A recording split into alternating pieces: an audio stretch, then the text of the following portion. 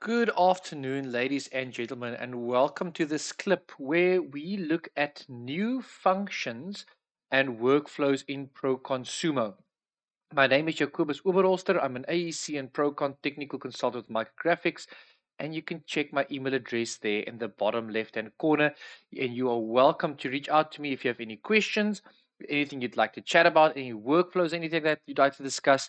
Please feel free to reach out to me via email or even pop something in the comment section. If you haven't already, please subscribe to our channel and hit the like button. It really goes a long way just to increase exposure to our content out there. So without further ado, let's jump into our clip. Looking at quite a simple sumo model, we will just investigate some of the new or rather newer features and functions available within Prokon Sumo. The reason for that is, even though some of you might have noticed them already, is I just want to be sure that people are aware of what some of the new functions and features are, even if they have been around for much of the year. Sometimes we're just not aware of the fact that they exist. So one of the first things we'll look at is just the ability to convert beams into columns or monolithic beams. Now, converting to monolithic beams is simple enough. It will actually just change the properties palette of that particular beam. So if I click on that, you can see it is now a monolithic beam with its standard parameters. I'm going to undo that. The second one is to look at the option to convert a beam into a column.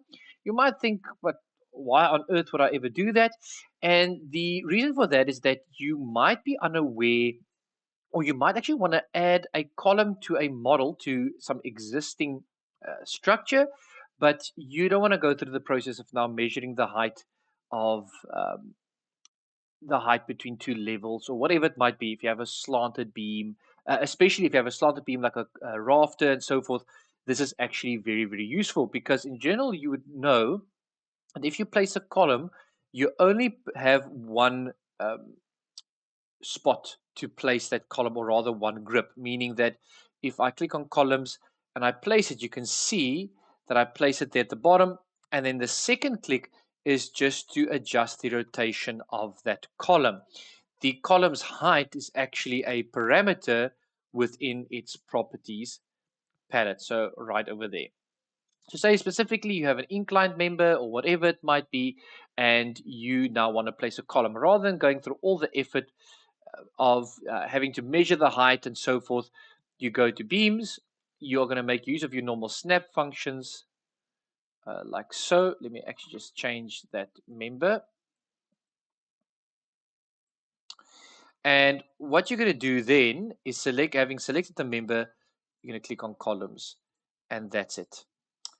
All right, so that's really useful, especially again, as I mentioned before, on inclined beams. That is very, very useful to do something like that, because of course you have all sorts of snapping functions, and then you can convert that beam to a column. All right, the next set involves just converting beam hosted loads to line loads, and there's a very good reason for that. So this is quite a relatively new one. So I'm going to click line.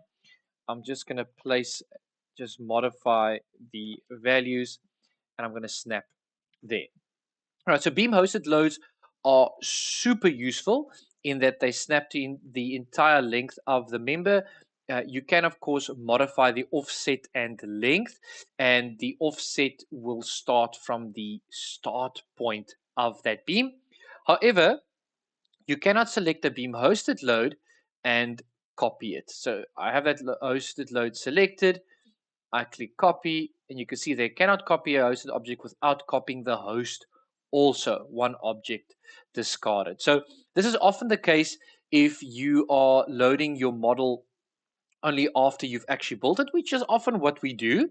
Sometimes you might end up building your model and loading it as you go along, but this is often the case, that you have a model with quite a lot of members on it, and you now want to assign this load to all of those members. Now, of course, in this particular scenario, it's easy enough to drag and select all those members when you want to place that beam hosted load. So I would honestly just delete this one, angle my model go to line, drag, and select. Okay, but sometimes there are other members in the way, and that option isn't really going to work that well. So in that case, what you can do is you can select a beam hosted load. You can click up here to convert, up in the ribbon to convert to a line load. And now this is essentially a floating line load that you can copy to other members. So we can say number of copies. Oh, apologies. So I could just linear copy this from there to there, 6 and yes. And there we go. Right, so being able to convert it is really useful. Unfortunately, you cannot convert it back, which means that if you in any way change the length of this beam, this load will not update automatically. All right, so it loses the some of the benefits of a hosted load, but then it gains the flexibility of a floating load. So a very useful little tool, especially if you think of things like purlins and so forth. Really useful to be able to convert that hosted load to a line load and then copy it.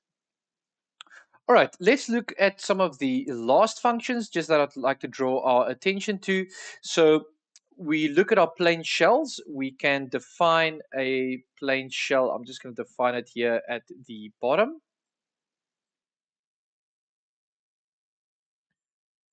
All right, so we've got our plain shell. And then what's great is that once we selected plain shell, we've actually got quite a few tools up here that we can select from. So one of them is that we can convert it to a wall. Of course, it needs to be a vertical plain shell. And with that, you get the same benefit as you do with being able to convert a beam to the column. You'd want to be able to do that for exactly the same reason. Then we can look at the extrude functionality, which means that once we've meshed this plain shell, we can actually extrude it vertically, which is really cool. So I do prefer having the discretized model view, turning on that functionality or that view, and then to extrude it. So I click on extrude, vector start, and then we can use our snapping functions. Actually, there we go. All right, and it creates a nice 3D solid. This is very heavy for your processor. You could see actually how the program started to lag the moment I started to do that, but it can be useful with smaller things. Like for instance, if you want to define a column with 3D solid elements, you actually just create that little square with your plain shell. You can position it a lot easier, and then you extrude that upwards towards your slab. You also have other options here like this, where it says add supports on a curve to the model. All right, next up, what we're going to look at is just this plane area support. So it says add plane area support to the model. So we can click on that and click accept. And if you haven't defined any sort of a polygon, then what happens is the program actually applies a area support underneath the entire slab or plain shell. If, however, you click on that and you define a polygon, let's just see, I think I didn't snap to anything. So let's just try that again.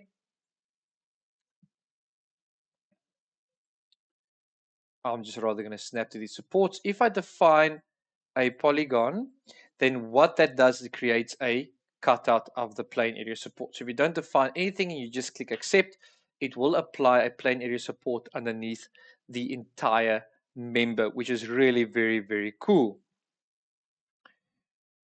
Then, of course, the converting to shell mesh and solid mesh is that's not that new. It's actually been around quite a bit. I do discuss that in some of my other videos. Lastly, what we'll look at is just the new functionality regarding spring laws and spring definitions, as well as the spring point command, where you can actually define springs with different positive and negative displacement stiffness values for both translation and rotation. And you can then define different spring laws and spring definitions. But that is a slightly lengthier topic, and we will discuss that in our next clip. So I really hope that you found this useful. I think it is important to note the date, just in case we watch this clip maybe a year from now, that of course we know that there will be additional tools available and so forth. But as of today, the 21st of October 2025, those are some of the newer functions I would like to bring to the forefront so that we don't miss out on just further adding to Sumo's user friendliness. So I really hope you've enjoyed the clip. Please stay tuned for the next clip where we'll look at the Spring laws and Spring definitions in more detail. And then please subscribe to our channel and like this clip just to stay in touch with the kind of stuff that we distribute every single month. So thank you so much for watching. Hope that you have an awesome day further and check you in our future clips.